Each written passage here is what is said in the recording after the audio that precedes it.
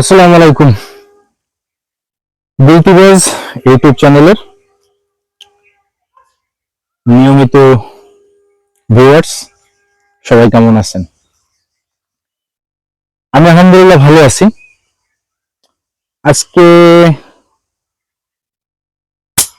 একটু বিষয়ে কথা বলবো, স্লিংশট সংক্রান্ত বিষয়ে। তবে আজকের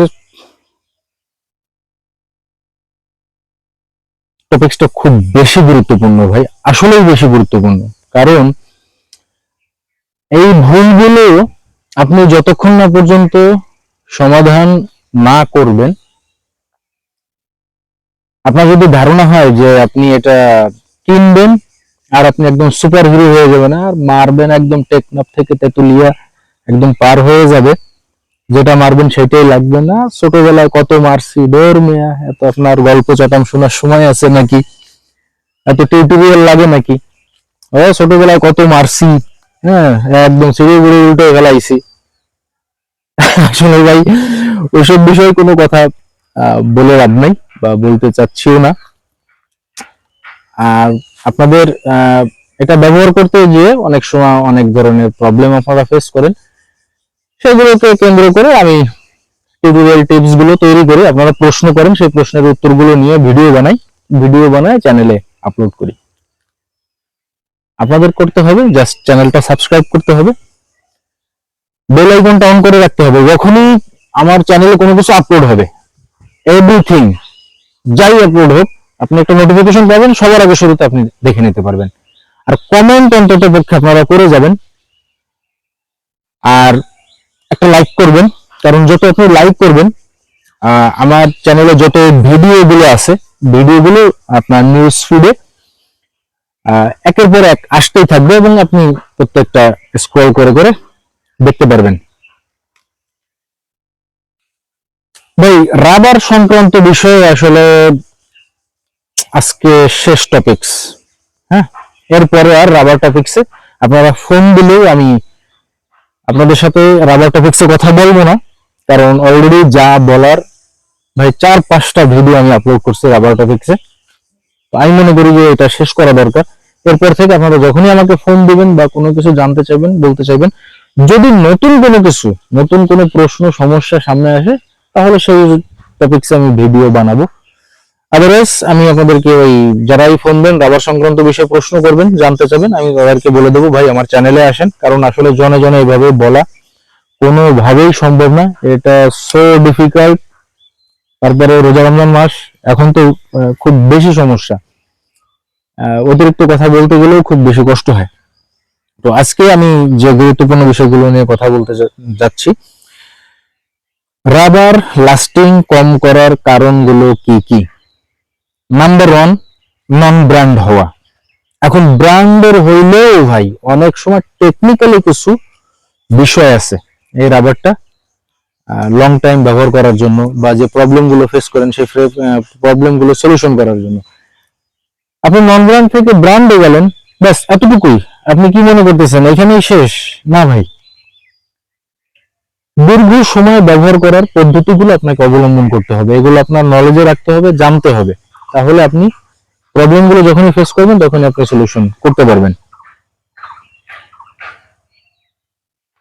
নাম্বার 1, রাবার লাস্টিং কম করার কারণ কি। ভাই রাবার লাস্টিং কম করার অনেকগুলো কারণ আছে।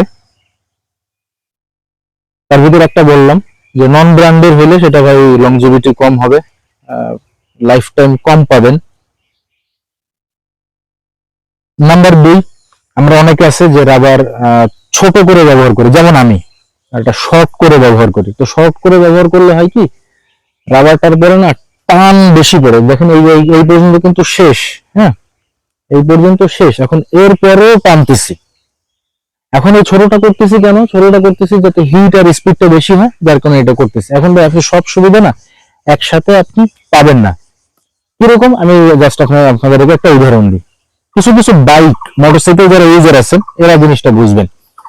কিছু কিছু মোটরসাইকেল আছে 1 লিটার তেলে 30, 35, 40 কিলোমিটার যায়, আর কিছু কিছু মোটরসাইকেল আছে 1 লিটার তেলে 60, 70 কিলোমিটার যায়। এখন তারপরে আমরা জেনে শুনে কি করতেছি, যেটা অর্ধেক যায়, মানে 30 কিলোমিটার যায়, 25 কিলোমিটার যায়, আমরা সেই মোটরসাইকেলটা কিনতেছি। কেন? জেনে শুনে বুঝে আমরা কিনতেছি, কারণ ওটা আমার কাছে ভালো লাগতেছে, ওটা সার্ভিসটা আমার কাছে ভালো লাগতেছে। এখন ভাই, একটা রাবার আপনি তো আশা করতে পারেন না যে ভাই আপনার সারা জীবন কেটে যাবে একটা রাবার দিয়ে। আপনি এটা তো সেই ছোটবেলার, ওই যে বললাম না একটু আগে, যে সেই টিউব বা টায়ার তো আর আপনি ব্যবহার করতেছেন না। এখন ওই তো ভাই শুধু লং লাস্টিং বেশি করে, ওটার লাস্টিংটাই বেশি করে, এভরিথিং আর কোনো সার্ভিস আপনাকে প্রোভাইড করে না। অর্থাৎ ওই রাবার দিয়ে আর কোনো কাজে আসে না। হ্যাঁ, ছোটবেলা আপনারা মারছেন, তো আমিও মারছি, আমরাও মারছি, অনেকেই মারছেন। এখন বিষয়টা হচ্ছে ভাই, যখন এটা রাবারটা ছোট থাকে, আপনি সার্ভিসটা ভালো যাচ্ছেন, অর্থাৎ হিট আর স্পিড আপনি ভালো যাচ্ছেন, কিন্তু সেদিক দিয়ে একদিক দিয়ে আপনাকে কম্প্রোমাইজ করতে হচ্ছে, সেটা কি, যে লংজিভিটিটা আপনার একটু আপনাকে কম মেনে নিতে হবে।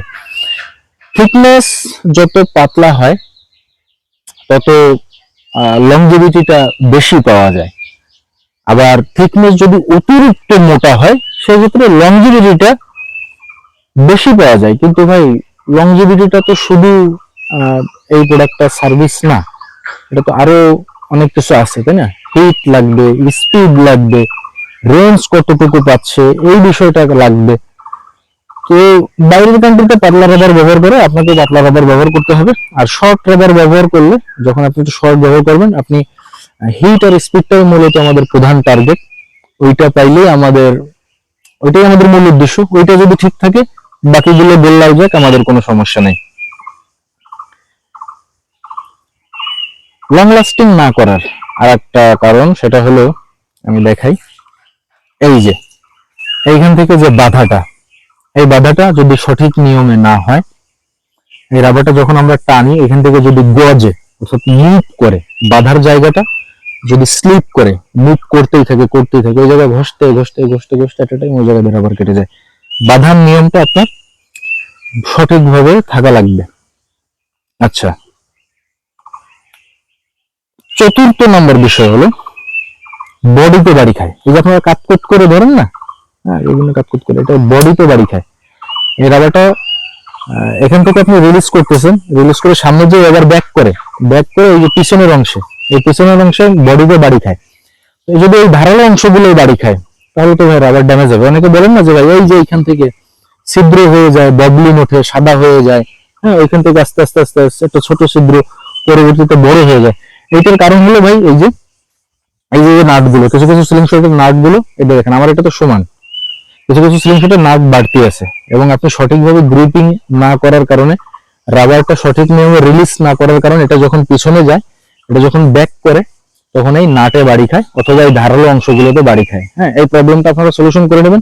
আমার চ্যানেলে ইউটিউবে ভিডিও আপলোড করা আছে, সঠিক নিয়মে গ্রিপিং এবং রাবার রিলিজিং যে সিস্টেমটা, সেটা ওখানে দেখানো হয়েছে। এখানে দেখাতে গেলে ভিডিওটা বড় হয়ে যাবে। তো চতুর্থ নম্বর হলো এইটা, যে যে কারণে রাবারটা লাইফ টাইমটা কম পায়, লংজিভিটিটা কম হয়। আচ্ছা, 5 নম্বর বিষয় হলো এই যে রাবারটা, এই রাবার কাটার যে ওয়ে সিস্টেম, এটা যদি ভাই ভালো না হয়, এই ভিতর থেকে যদি আঁশ বের হয়ে যায়, বা টেনে ছাড়ানো হয়, বা এখান থেকে যদি কোনো প্রকারের কাটার সময় ইনজুর থাকে, ব্লেডে ধার কম থাকে, বা ম্যাট যেটা বিছাই কাটা থাকে, আমার অন্যান্য ভিডিওতে দেখবেন রাবার কাটার নিয়ম, সঠিক নিয়ম। তো এখানে যদি ভুল প্রক্রিয়া থাকে, ব্লেডে ধার কম থাকে, সঠিক প্রেশারটা না পড়ে, এরপরে আর ম্যাটের কোয়ালিটি যদি খারাপ হয়ে যায়, অনেক সময় কি ম্যাট ব্যবহার করতে করতে করতে করতে ম্যাটে আসলে ম্যাটের আর যৌবন থাকে না, ওটা একদম ফেলে দেওয়ার মতো, কিন্তু তারপরেও টানতেই আসি, চালাইতেই আসি, হ্যাঁ, ওটা টেম্পার শেষ। তো ওই টাইপের ম্যাট ব্যবহার করলে রাবার দেখা যাচ্ছে যে টাস টুস করে যে ছিঁড়ে যাওয়ার যে প্রবলেমটা, হ্যাঁ, এই প্রবলেমটা থাকে। এই রাবারটা আপনারা যখন নেন, এই রাবারটা হ্যাঁ, এটা আমি ইনস্টল করছি, এখন এই অবস্থা আমি ফেলে রাখলাম, কথা বুঝেন, এই অবস্থা আমি ফেলে রাখলাম, 2 দিন 3 দিন পরে আপনি এটা ব্যবহার করলেন, ব্যবহার করার পরে আমার ফোন দিয়ে বলতেছে, না ভাই রাবারটা, বা আপনি ধারণা করতেছেন যে রাবারটা ভালো না। কিন্তু আসলে ভাই প্রবলেমটা কিন্তু সেখানে না, প্রবলেমটা হলো আপনি এটা ব্যবহার করছেন, আজকে কিন্তু এটা ধুলা ময়লা লাগতেছে, এটা আপনি আবার যে জায়গায় ফেলা রাখতেছেন সেই জায়গায় আলো বাতাস ধুলা তেল চর্বি পানি সবকিছু লাগতেছে, বাতাস লাগতেছে। এই রাবারটা দিয়ে আপনি আর আগামীতে সার্ভিস কেমনি ভালো আশা করেন বলেন ভাই? এই বিষয়গুলো আমি আপনাদেরকে মোটে আসলে বুঝাইতে পারি না ভাই, বুঝাইতে গেলে মাথা মোটা হ্যাং হয়ে যায়, মাঝে মাঝে খুব ক্লান্ত ফিল করি, মনে যায় না যে এই টপিক্স এর কথাগুলো আপনাদের সাথে বলি। তো আমি আপনাদেরকে আগেও বলছি এখনো বলতেছি যে আপনারা আমার চ্যানেলের যে ভিডিওগুলো দেখেন, ভিডিওগুলো আপনারা একটু না টেনে শুরু থেকে শেষ পর্যন্ত দেখবেন এবং মনোযোগ দিয়ে দেখবেন, তাহলে এই টপিকস গুলোতে আমাকে আপনাদের আর প্রশ্ন করতে হবে না, কারণ আমি সমস্ত উত্তরগুলো এখানে দিয়ে দিচ্ছি।